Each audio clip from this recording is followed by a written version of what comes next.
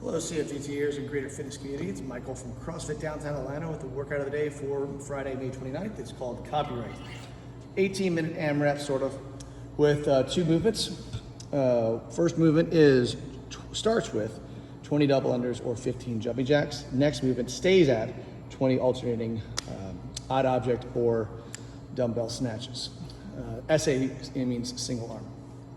The reason I say starts with and stays at is because the number of snatches does not change, but the number of double unders goes up by 20 every round, or 15 if you are you doing jumping jacks. So let's start, double under.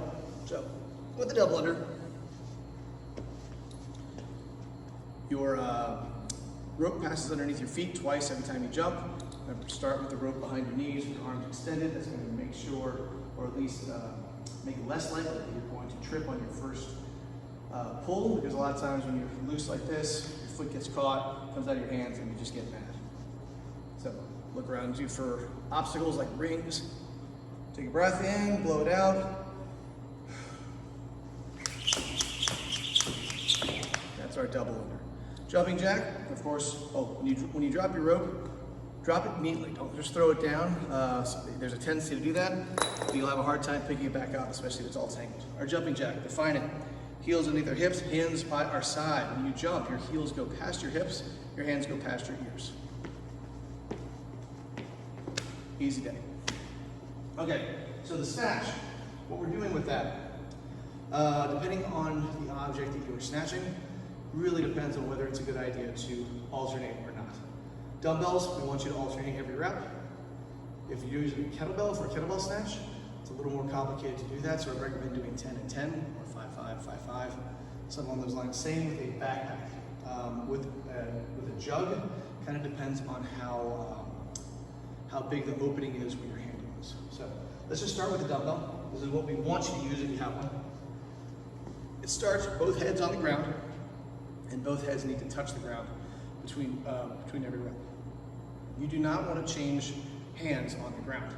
You want to change hands while you're standing, anywhere from your eyes to your hips.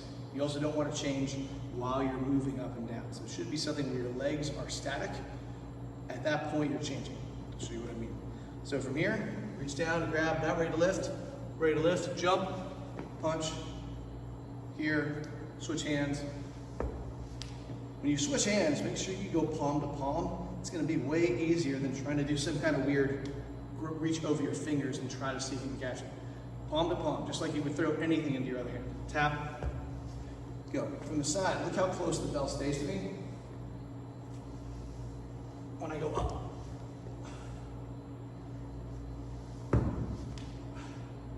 So that's our dumbbell snatch. If you're using a backpack, depending on the size, mine's kind of big. This is actually my small backpack. The other one is my pockets bag. So I'm going to recommend that you grab both handles or both straps. Make sure the straps are as tight as they can be. And you're just going to swing it up and punch up. You want to keep the bag vertical.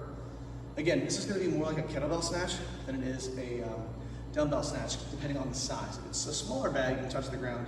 If it's a larger bag like mine, I want you to hinge at the hip. So we'll start here. You're going to pull it in, up, and punch. Bring it back down, up, and punch. You can switch if you are